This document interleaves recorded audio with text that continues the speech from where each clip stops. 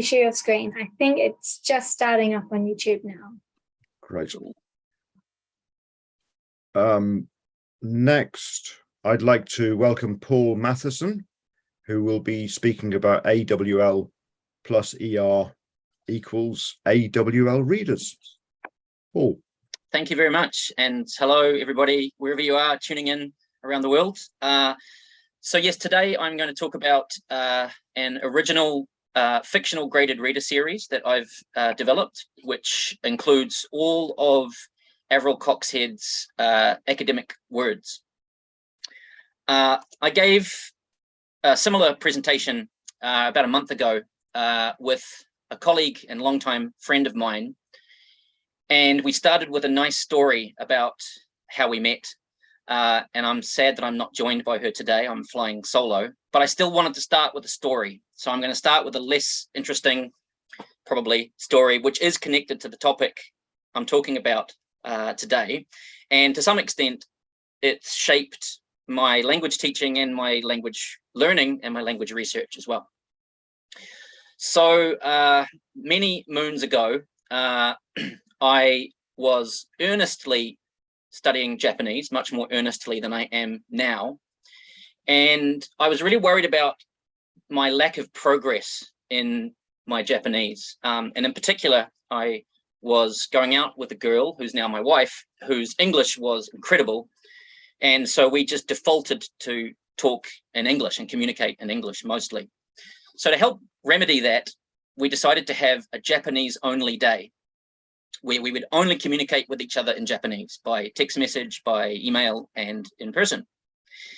And on one particular day, we were at a boisterous, loud izakaya having dinner together, and it was our Japanese day. So my then girlfriend, now wife, asked me how my day was. And on that particular day, I had the student who was continually sleeping through my class. And this caused a lot of trouble because it was a communicative class, and she'd obviously been working late or had some problems, and she was just really tired, and I kept having to wake her up during the class. And so I wanted to convey this to my girlfriend, now wife, in Japanese, but I realized that I didn't know how to say wake someone up. I didn't know the transitive form of the verb. I knew the intransitive form, to wake up, okiru, but I didn't know how to say wake up. However, I was a good language learner, so I tried to troubleshoot the problem. So I knew how to say sleep. I knew the intransitive verb for sleep, neru, and I also knew the transitive verb for put someone to sleep. I had friends with a baby, and so I had learned the transitive sleep verb form to put someone to sleep, nekasu. So I thought, okay, so neru, sleep, nekasu, put someone to sleep, okiru, wake up, must be similar to put someone to sleep. So the Japanese speakers in the audience may see where this is going. So I tried to say to my then girlfriend that I had to repeatedly wake up this student during the class. What I actually said in Japanese was, nandomo nandomo, ano ko o okasana akan katta, right? Which I thought was I had to wake her up. It turns out okasu is commit assault against someone. So what I had actually said was I repeatedly had to assault my student during the class. So my wife, once she'd cleaned up the mess from having spat out her beer, laughing all over the table, corrected my mistake. And from that day forward, I never confused the transitive form to wake up, or kosu, with the verb for commit a crime against someone, or kasu. So my point in relaying the story is, I think, as I'm interested in vocabulary learning in particular, context is really important for these things. And so in my case, I learned the meaning of that word with one very memorable emotional encounter. And I think trying to create some kind of emotion, some feeling around our learning is really important. And that's kind of feeding into my topic today, which is creating some interest, intrigue about vocabulary learning through graded readers. So I'm going to talk about very quickly about what academic vocabulary is, why it's important. I'm going to talk about our academic vocabulary program at Nara Medical University. And then the last part of my presentation, I'm going to focus on the readers themselves, what they are, why I have developed them, how they were developed, and how they can be used. So I'm going to move through this part fairly quickly because I think most of you presumably know what academic vocabulary is. It's kind of between general vocabulary, everyday vocabulary, and subject-specific technical vocabulary. And I'm not going to talk today about why we use the academic word list. There are other academic word lists out there, as many of you, I'm sure, know. The New Academic Word List by Charlie Brown and Co., and also the Academic Vocabulary List. We have our reasons for why we use the AWL, and if we have time at the end for questions, I'm happy to field any questions about that. So why is academic vocabulary important? Well, as I'm sure most of you appreciate, academic vocabulary covers a substantial number of words in a wide range of texts, not only academic texts, I might add, but Coxhead and Gardner and Davies have estimated that anywhere between 10 to 14% of most written academic texts contains general academic vocabulary. Knowledge of academic vocabulary has also been linked with success in external language testing like IELTS and TOEFL and so on. And also just success in life, you know, getting published, getting jobs, job interviews, getting funding for research and so on. And finally, I think maybe most importantly for some of us is English teachers can help. We can teach and we can help students with learning general academic vocabulary. And this is compared to specialist vocabulary, which really should be left to the experts, right? People who are teaching engineering vocabulary probably should have some background in engineering, perhaps. So academic vocabulary teaching at our university, as I said, we use the academic word list. It contains the 570 of the most frequent academic words, and it's broken down into 10 sublists based on frequency. In terms of the testing for our students, they study each sublist of the academic word list each week for the course of one semester. They take a test related to each sublist each week. And then at the end of the semester, there are a series of final review AWL tests, which include words from all 10 sublists.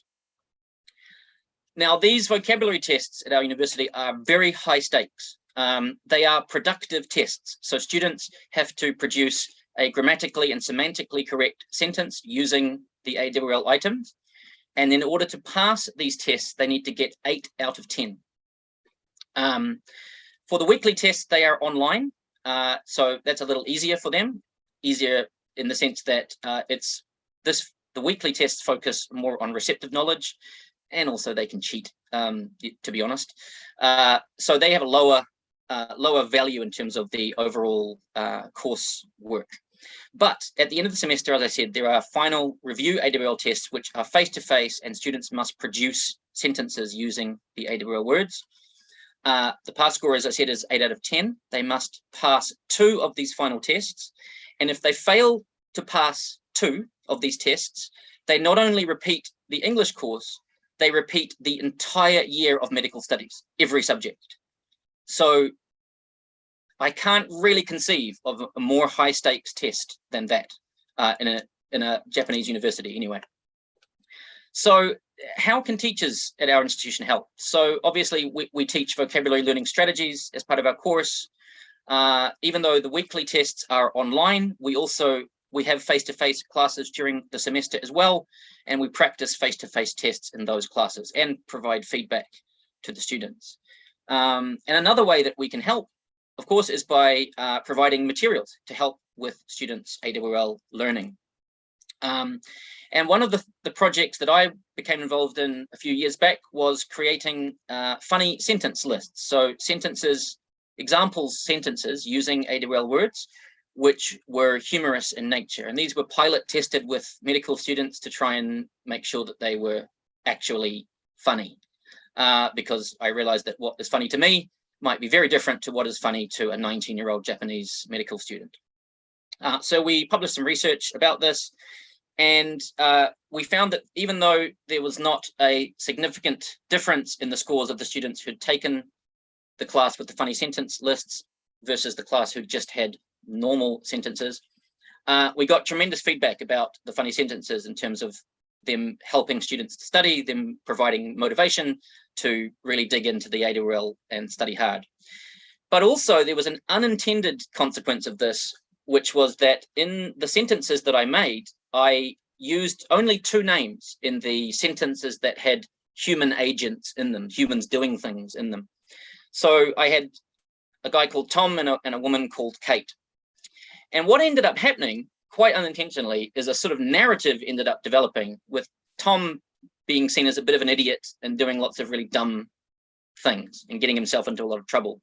And Kate was kind of a maniac, sadist, psychopath. And so this feedback came back from the students that they found these characters interesting and funny and crazy. Sorry, let me go back. And so from this, I had this idea of maybe making a story using the academic words, and that's where we ended up. So before I get onto the AWL graded readers, I want to address the question of why should we use fictional texts to learn academic words? Shouldn't we learn academic words from academic texts? So I think there's an important point here about incidental learning. So I think for second language learners in particular, there needs to be a balance of both deliberate learning in class and students themselves, as well as incidental learning, for example, through extensive reading. And in that sense, the quality of context is really important. So, for example, reading isolated sentence lists, like the funny sentence lists I made, may have less value, than reading graded readers, where there's a story connected to it. Another reason why I think fiction is helpful for learning academic words, finding materials that contain all of the academic words that we are teaching is difficult, especially seeing as we are teaching them sublist by sublist. So for example, finding a text which includes all of sublist 1 academic words and being able to use that to learn the words from sublist 1 is extremely difficult, maybe impossible. And then lastly, everyone loves and everyone remembers a story, right? You might not remember much of what I say today, but you might remember my story about how I confused the verb for wake up with the verb for commit assault on someone in my Japanese learning adventures. Okay, so in terms of making the books, it took about 1.5 years, maybe just over. When I started this project, I pitched it to a few people. Paul Goldberg was one of them, who's here today. Paul was massively encouraging. Others were less so. A lot of people said, you can't do it. It can't be done. You're crazy. And that just motivated me even more to try and see if I could see it through. COVID then came along, and that was the perfect opportunity, in my eyes, to spend time developing these books. I was stuck at home, not being able to go to my university for large periods, and so I had all this time to pour into developing the books. My initial plan was, there is a character in the story, Sora, who I wanted to be a kind of AWL machine. I wanted her to only speak using academic-like language. So my plan was to have her using the academic words to maybe make it easier for the readers. But I realized very quickly that that was going to be impossible, because there's just so many parts of the story where she's not speaking, and I want to get academic words in. And I also had a lot of help from a lot of people. I'm going to say a little thank you if I have time at the end. But Paul in particular has been wonderful throughout this process up to present day. Oh, and here's an example of me working on the text as I go, with feedback from different people about different things. And here's the cover. That's another helper from friends.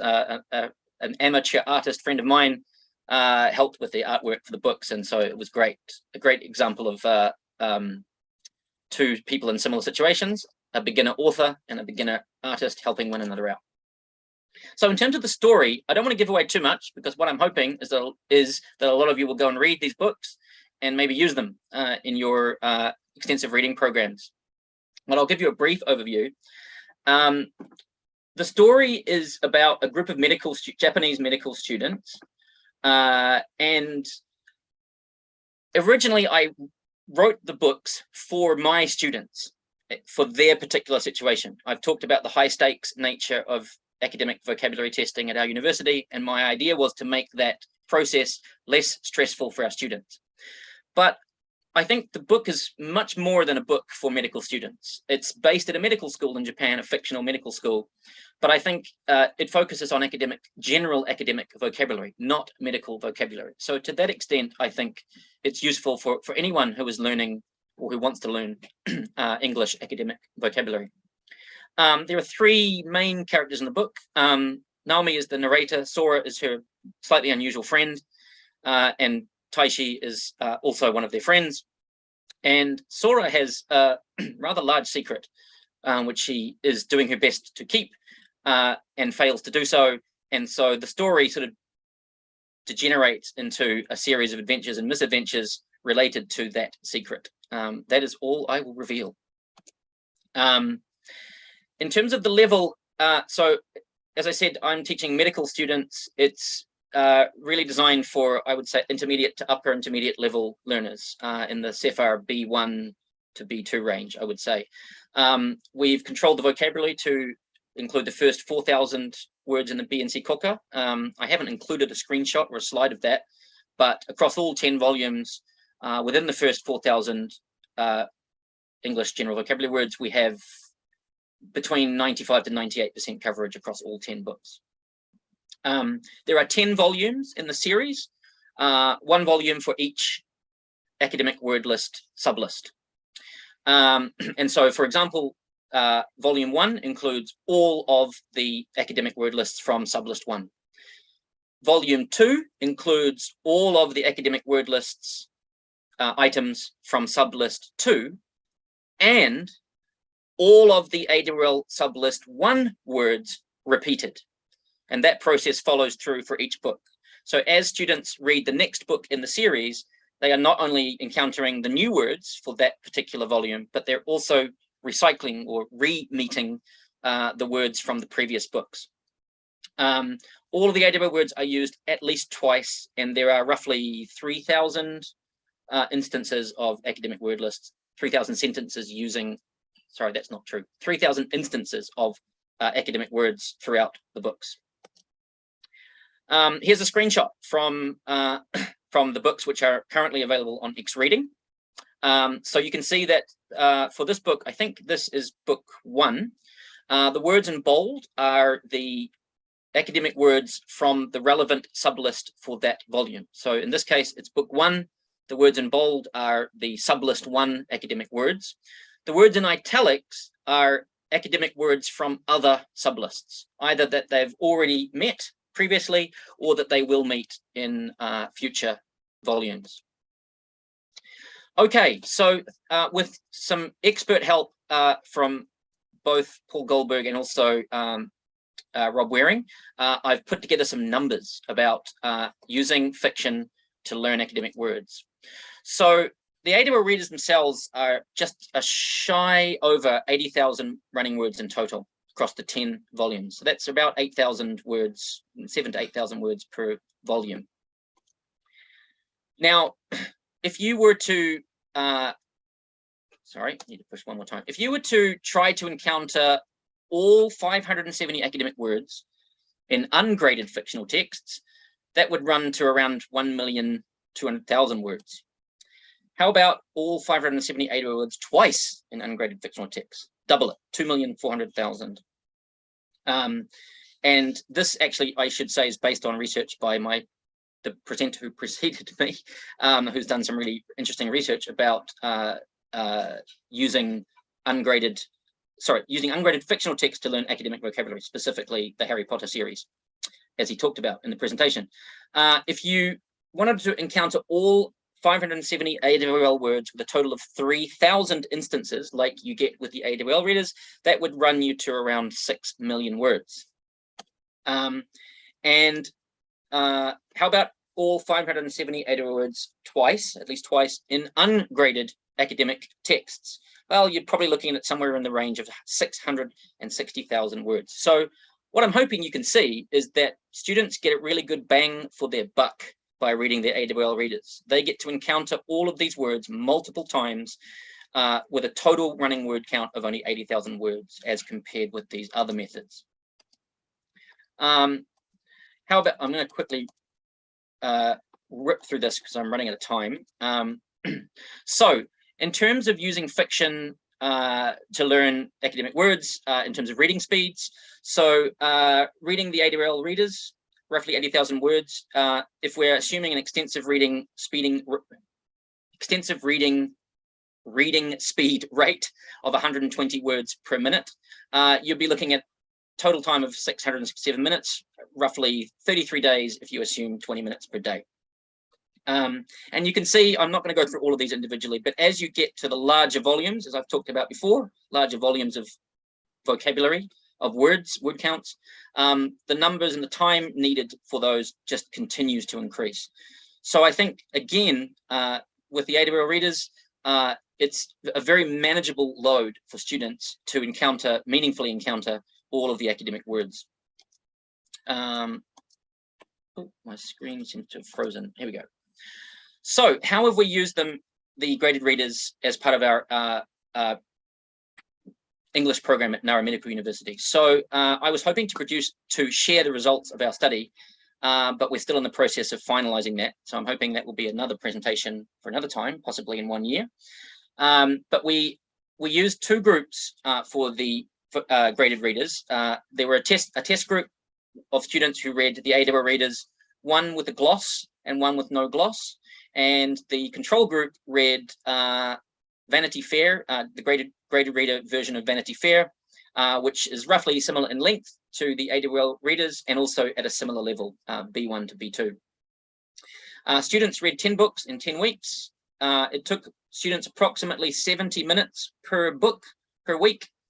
And obviously more or less depending on their reading proficiency. We also found that some students were rereading books, so that kind of skewed the data a little. We had some students who said they were spending 4 or 5 hours reading the books each week, and communications with those students revealed that in fact what they were doing was rereading the book again and again to relearn words and confirm content. So how about the AWL Readers at your place? So we don't actually have an extensive reading program, official extensive reading program at our university. Our students, those who read the books, read all 10 of the AWL words as part of their English course. So to that extent, I guess it was an extensive reading program by default. How might you use the AWL Readers at your place? So I think they could fit into an extensive reading and or an AWL program. In our case, we've squashed it into 1 semester. So as I've said, 10 weeks, 1 book per week. I can easily see this being split across 2 semesters, if that is something that, if you think that reading 80,000 words of 1 series is too much in 1 semester. If you use X Reading, we have really good summaries of each of the books, which help to refresh students as to where they were in the story. So I think to that extent, it would work across multiple semesters. So where can you get these books? As I've said, thanks to the wonderful work of Paul Goldberg, they are available on X Reading now. And we are also planning to publish hard copies, separate copies of the AWL Readers sometime in early 2023. Still, that is a work in progress. And finally, if you thought this was just a kind of glorified sales pitch, I'm going to take it to the next level of sales pitch here in sharing a review of the books, because one thing I was worried about was when I launched the books on X Reading, I'd only had feedback from people I knew, friends, students, who all said, "It's great, your story is really cool, we like your characters," for the most part.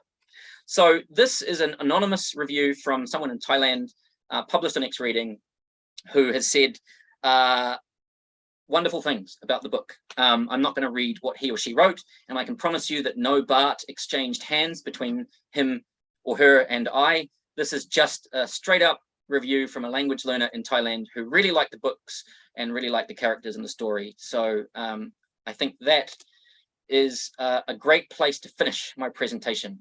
I have a very quick thank you just to say thank you to all my students who helped with the background of the story, giving me feedback.